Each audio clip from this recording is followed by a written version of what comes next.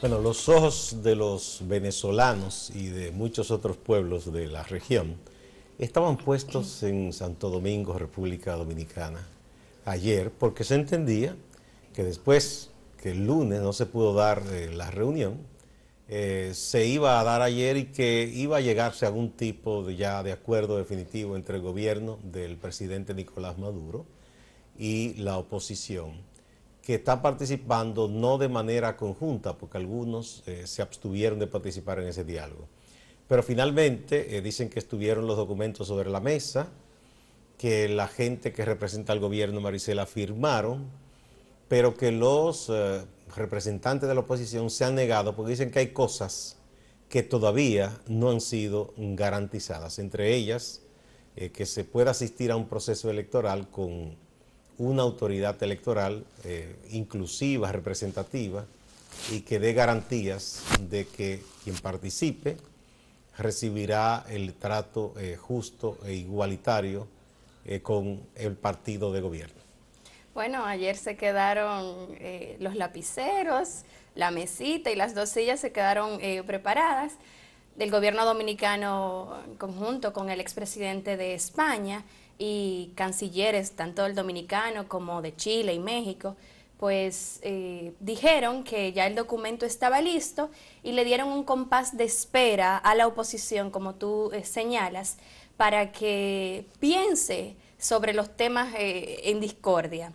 Realmente es un poquito cuestionante qué incluye ese documento, porque si bien la oposición ha requerido muchas cosas, entre ellas que garantías electorales y económicas, y además pues que se abra un canal humanitario, también la oposición se opone a reconocer la Asamblea Nacional Constituyente, la constituyente, que de hecho tiene una delegada en el diálogo, a Delcy Rodríguez y a su hermano, y que realmente tiene competencias extremadamente poderosas sobre todos los poderes del Estado de Venezuela, y es un poco cuestionante porque si vemos el escenario de que se llega a un acuerdo y se incluye el reconocimiento de la constituyente, si la oposición reconoce a la constituyente,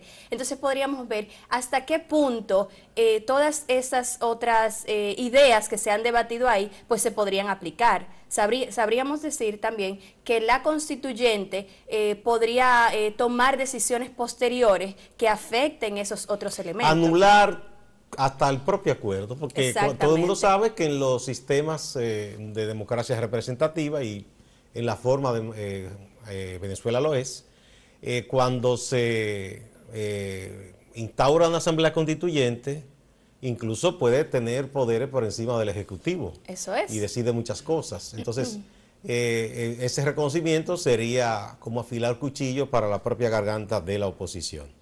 Al mismo tiempo, y siempre lo hemos dicho, el gobierno de Nicolás Maduro tiene un dilema porque si anula completamente a la Asamblea Nacional, que es el poder legislativo reconocido internacionalmente, va a tener problemas con los proyectos, las iniciativas, por ejemplo, en el orden financiero que está echándose adelante, porque hacia afuera, muy pocos gobiernos, excepto los que son aliados de Venezuela, le dan aval, le dan reconocimiento a la Asamblea Constituyente como legislativo. Ven el legislativo en la Asamblea Nacional. Y ellos están, por ejemplo, ahora tienen una criptomoneda y otras cosas, entonces, para poder avalar cualquier operación, tienen que tener el crédito internacional, la confianza, vamos a decir. Y en esa Asamblea Constituyente solo confían los países aliados.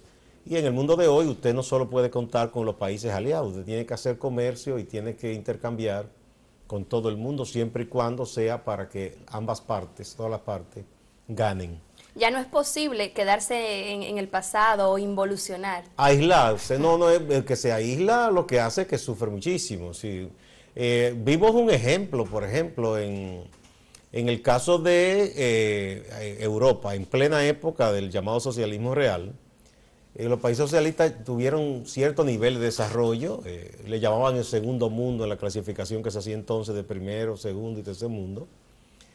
y tenían un nivel de vida bueno, con sus restricciones en la libertad y demás, pero hubo uno de esos países que se quedó muy atrás, que fue Albania, porque Albania llevó la cosa a un extremo de aislarse prácticamente de todo el mundo, de llevar una economía a la época del trueque prácticamente, en una idea obtusa que tenía el líder de ese país, Enver Hoxha, una cosa absurda. Igual otro caso que vimos fue el Pol Pot de los Gemelos Rojos en Camboya, que entonces le pusieron Kampuchea, le cambió el nombre, que llevó al extremo de decir que la sociedad tenía que ser agraria y destruyó ciudades y obligó a todo el que vive en la ciudad a mudarse a un campo y a trabajar en la agricultura, aunque fuera médico, ingeniero, cualquier cosa.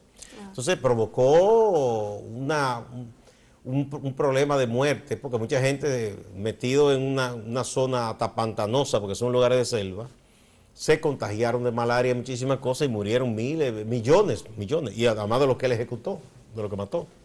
Mermó casi a la mitad de la población. O sea, esa locura a veces de una gente querer aislarse solo para quedarse en el poder, producen todos esos daños. Entonces, no es posible en uno de hoy. No creo tampoco que esa sea la idea de Nicolás Maduro como tal, pero él está teniendo problemas en las relaciones con muchísimos otros países. Bueno, hoy se supone que va a continuar el diálogo. Sí, a las 10:30 de la mañana está pautada el encuentro de hoy, que se espera sea definitivo, o sea, que se firme un acuerdo. Habría que ver si una vez firmado el acuerdo, si se llega a firmar, hasta qué punto se cumple con lo que se establece ahí, porque ya ese es otro nivel de este diálogo. Sabemos que en la región nuestros gobiernos están acostumbrados, Gustavo, a firmar muchos documentos y a escribir muchas cosas que tienen mucho sentido y mucho arraigo constitucional, pero de ahí a la práctica es mucha la distancia. Hay un trecho muy grande. Sí. Sí, si fuera por los acuerdos suscritos, en el caso incluso nuestro, República Dominicana, nuestro Estado es signatario de acuerdos muy importantes y muy buenos. Por ejemplo, ahí está el caso de los derechos de las mujeres. ¿Cuántas cosas nos han suscrito? Sin embargo, en la realidad es muy distinta la cosa. Decía un profesor colombiano que ojalá Cuba escribiera todo lo que hace en cuanto a salud y ojalá República Dominicana aplicara todo lo que escribe. Muy buena esa. Bueno, vamos a una pausa, Maricela. Okay.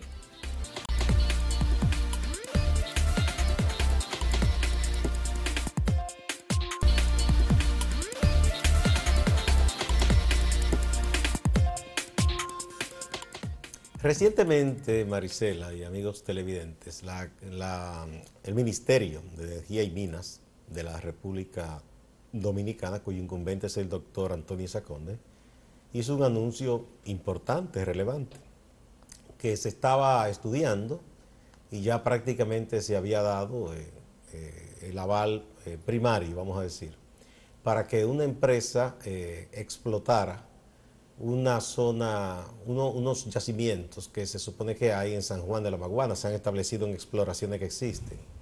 Desde allí se podría obtener oro, plata, entre otros minerales. Eso llamó la atención. Él presentó, el doctor Isa Conde, el proyecto como muy distinto a los demás que se han suscrito, porque este iba a ser de una proporción mayor en cuanto a la partición de recursos entre el Estado y esa empresa, que se llama Goldquest, me parece que es, ¿verdad? Ajá, Goldquest.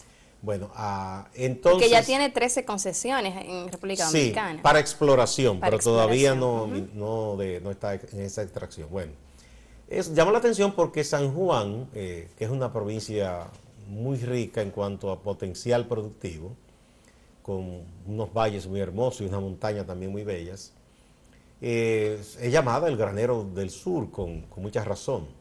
Y no solo del sur, San Juan, por ejemplo, produce alimentos que bien podrían, si tuvieran la mejor condición, suplir a una parte importante de República Dominicana e incluso podría producir para exportar. Entonces, ahí también nacen ríos, Río Yaque del Sur, entre otros. Y eso llamó la atención de quienes luchan por la protección de medio ambiente, por los académicos de las diversas universidades. Y ayer precisamente la Academia de Ciencias emitió su punto de vista y está advirtiendo que no es posible no es posible, de manera tajante, ha dicho la Academia de Ciencias, que allí se pueda ejercer la actividad minera de manera sostenible. O sea que habría un impacto ambiental muy negativo si se permite la actividad minera en esa zona de San Juan de la Maguana. Así es, Gustavo. Realmente los científicos que componen la Academia de Ciencias de la República Dominicana se refirieron de manera principal al elemento agua de la zona, de San Juan, que es una de las mayores productoras por el hecho de que tenemos la cordillera central, justo ubicada una porción en esa zona, y que ellos explicaban que donde se planea establecer este yacimiento minero, proyecto denominado Romero, pues por ahí confluyen dos ríos, el río La Guama y el río San Juan. Y ellos dicen que esto sería catastrófico. Que son afluentes del Yaque del Sur. Exactamente. Entonces, estos ríos son dos de los más importantes que componen la cuenca del Yaque del Sur, que además está integrada por la confluencia de otros ríos, el río Blanco, y que afectaría directamente no solamente la producción agrícola que tú mencionabas y que es importantísima, si contamos con que San Juan es el segundo granero más importante de la República Dominicana y que garantiza la producción de alimentos para la población, pero también porque este yacimiento estaría ubicado próximo al Parque Nacional José del Carmen Ramírez.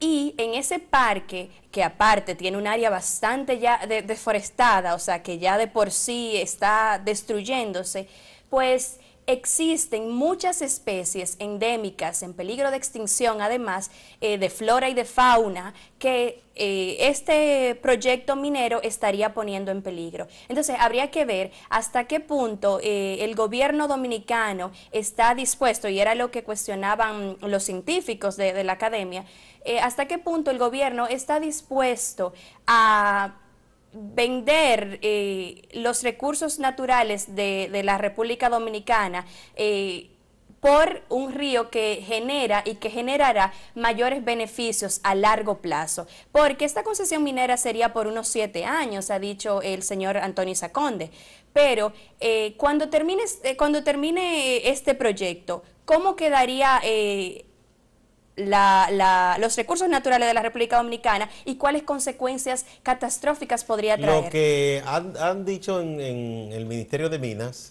para defender el proyecto, ellos dicen que no sería tan fuerte el impacto por dos cosas. Una es que ellos dicen que allí solo se haría la extracción, es decir, ahí no se procesaría.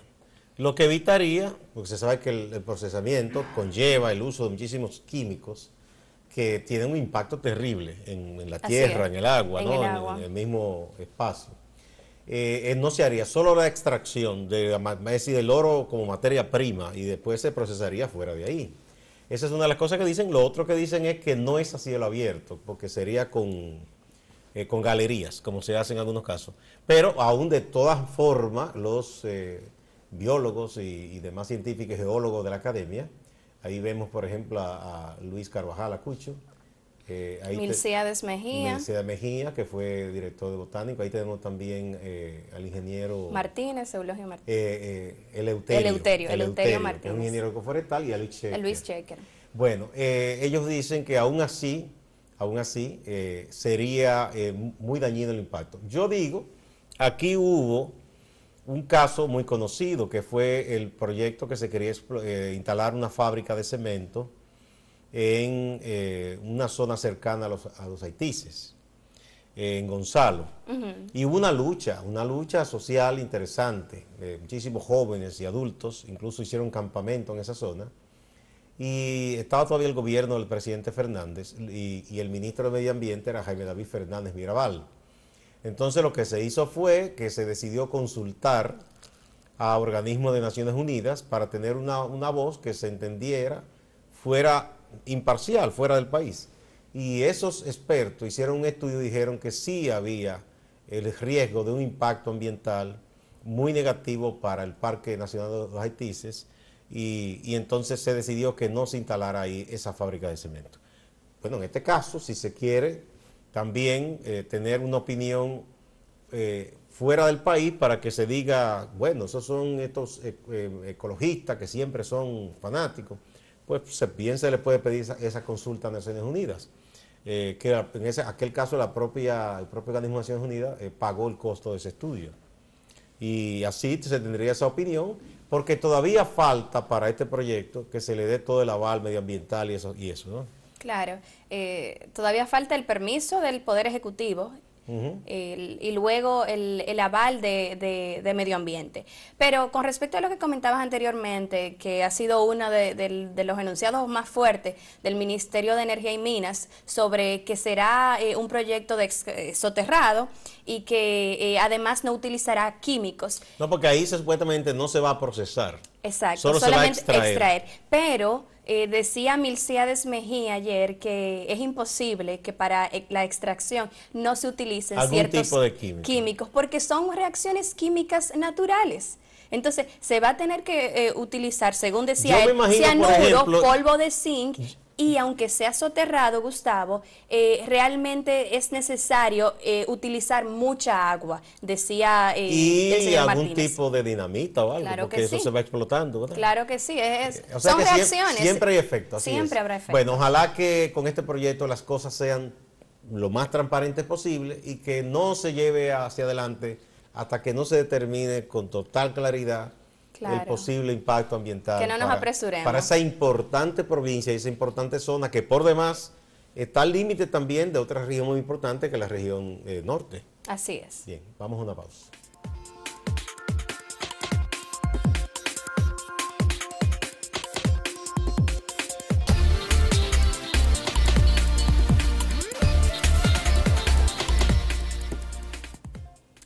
El juez de ejecución de la pena de Santiago pues concedió libertad condicional a la artista Marta Heredia, quien recordamos que cumplía prisión como pena por tráfico de heroína. Este otorgamiento de libertad condicional se le concede después de cumplir prisión por unos 4 años, le faltaban 2 años y algo. Y realmente ha generado reacciones positivas en torno al caso de esta joven, quien anteriormente se le habían dado otros permisos para salir de la cárcel donde se encuentra. El medio libre fue la otra figura que se usó, que existe en República Dominicana, de si hay buen comportamiento, si se piensa que una persona se está reivindicando y ha dado señales de reivindicación y de arrepentimiento, se le permite los fines de semana asistir a un centro educativo, puede ser a una iglesia, y visitar a su familia, pernoctar en su casa. Por lo menos se hace muchas veces de la tarde del viernes hasta el atardecer del sábado o hasta el amanecer de domingo y retorna a la prisión de nuevo. No sé cómo se gestionan esos permisos. No, eso se gestiona mediante recursos que introduce un abogado. Hay una evaluación del Ministerio Público que puede avalar o no. Y después finalmente está la decisión del juez de la pena que dice si esta persona merece o no. Y tienen que presentarse unas personas que sean garantes. En el caso de Marta Heredia, para el medio libre, entre los garantes tuvo el periodista Esteban Rosario Santiago, que es muy reconocido. Yo creo que mucha gente quizá, hay personas implacables, dicen, no, si ella falló tiene que cumplirlo todo. No, ella es una mujer muy joven, una muchacha muy joven. Todo el mundo puede cometer errores, desde leves hasta graves en su vida. Fue un error grave que ella cometió porque se prestó a traficar una droga tan peligrosa como la heroína. Manchó una imagen que ella tenía de que cuando ganó ese concurso de canto, mucha gente le brindó mucho cariño, mucho amor. Mucha gente le aconsejó también en ese momento que se pusiera a estudiar, no solo una carrera formal, tradicional, sino también a estudiar música y canto, porque ella tenía el talento, tenía la voz, pero eso requiere también de una formación. No lo hizo, la quisieron lanzar rápidamente a las presentaciones y creo que hizo una grabación. Así es. Y luego la vida no le fue tan bien como ella pensaba. Ojalá que esa lección esté aprendida. Ella ha prometido que sí, ella está estudiando, ya se ha convertido, está asistiendo a una iglesia. Yo sé que esa familia que ha sufrido tanto, ahora está muy feliz, y ella puede reivindicarse, incluso hacer catarsis, además de ejercer su condición de cantante y otra profesión que aprenda, hacer catarsis dando charlas y orientando niños y jóvenes y Claro, adolescentes, diciéndole, aprovechando su miren, no influencia. hagan lo que yo hice, ¿verdad? Porque miren las consecuencias. Claro. Después de todo, incluso dentro de la desgracia, a ella no le fue tan mal porque tuvo mucho apoyo incluso popular. Y yo creo que la justicia toma en cuenta muchas veces que son vidas muy jóvenes que pueden reivindicarse y enderezarse. Claro. No así con una persona ya de una edad avanzada, que si está curtido en el delito, ya es difícil que se pueda reivindicar. Y si ha incurrido muchas veces en el mismo delito, no es su caso. De manera particular, yo lo que espero que este tipo, si se podría decir, de privilegios, también se le Sí, es un ofrezcan privilegio. a muchos otros jóvenes Que sí que están en que tienen condiciones parecidas, similares, sí, exacto. y que no tienen nombradía, porque ese es el Exacto. problema, que ella tuvo la nombradía y eso le ayuda, ella tuvo el reconocimiento por ser una figura pública. Entonces, ojalá que se averigüen de muchos otros casos de jóvenes que han incurrido en errores, quizás menores que el de Marteregui, quizás fumarse un cigarrillo de marihuana, una cosa de esa, ¿verdad? Y que merecen una oportunidad, merecen una segunda oportunidad. Otro caso también relacionado con la justicia, Maricela, ayer el juez Francisco Ortega Polanco, el juez especial de la instrucción de la Suprema Corte de Justicia, designado para el caso de corrupción de la empresa Odebrecht, estuvo dirigiendo la audiencia para conocer de la solicitud del Ministerio Público para que se amplíe el plazo que vencía hoy día 7 de febrero, para presentar y depositar ya el expediente contra las personas, que son 14, imputadas en el caso Odebrecht. Muchos de los abogados de los imputados decían que no había justificación, que hubo tiempo suficiente, y que además que no se iba a averiguar nada más, que lo que se había obtenido como documento, eso era lo que había y que en base a eso debía llevarse el caso o a juicio de fondo o a un juez que decidiera si daba o no al lugar o lo que fuese. Pero el juez decidió de nuevo, en este caso, para estudiar obviamente los puntos de vista, posponer para pasado mañana, para el viernes, la audiencia. La solicitud de prórroga del Ministerio del Ministerio Público. Realmente habría que ver, un periódico local publicó hace unos días que el Ministerio Público solicitó recientemente a los gobiernos de España, Panamá y Argentina documentación sobre algunos bienes que tienen estos 14 imputados, al parecer, en esos países. O para verificar si ciertamente los tienen. Exactamente. Pero yo creo como que ese tipo de información se debió solicitar antes, como que le cogió un poquito el sueño. Eso es lo que mucha gente ha pensado y ha opinado, que por qué se ha dejado para el último momento hacer estas diligencias, cuando este caso, todo el mundo sabe, que se destapó a finales del 2016. Ya ahí hubo unos días, una semana. Dirán que en Navidad aquí la gente hace pocas cosas, ¿verdad? Y sobre todo a veces en el sector público se trabaja poco, pero bueno. Luego vino todo el año 2017, ¿verdad? Y no pueden decir que se olvidaron, porque mucho que se les recordó con las protestas y en los medios de que ese caso debía investigarse bien. Y esta gente después estuvo presa, luego se le concedió la libertad condicional a todos. Entonces como que uno no Tenemos entiende. un año entero hablando de lo mismo. Más de un año. Entonces, además de eso, Maricela, se suscribió un acuerdo que mucha gente se opuso, pero se defendió mucho desde el litoral del Ministerio Público, diciendo que en base a ese acuerdo con Odebrecht, que le daba a Odebrecht la ventaja de que sus ejecutivos y directivos no iban a ser incluidos en el expediente, que ellos a cambio iban a dar valiosa información. Pero hay que ver cuál ha sido esa información. Sí. Porque si es lo que se ha presentado hasta el momento, entonces fue una tomadura de pelo. Bueno, pero es un poco cuestionable porque los periodistas le preguntan constantemente, cada vez que ven al Procurador General de la República, Jean Alain Rodríguez, le preguntan cómo va la investigación y él siempre dice que va excelente, que se estaba, de hecho, a finales de noviembre ya él estaba diciendo que el expediente estaba casi listo y que ya para enero eso iba a estar completo, que se tenía un expediente fuerte, bien instrumentado. Entonces, si tenemos ese tipo de reflexiones de su parte y que ahora se piense pedir prórroga de 4 meses más para investigar, quiere decir que el proceso de la investigación como tal no fue bien conducido, y era lo que más o menos criticaba Participación Ciudadana, que decía que deja muy mal parado todo el esquema de justicia dominicano en cuanto a qué tan eficientes pueden ser nuestros fiscales al momento de investigar.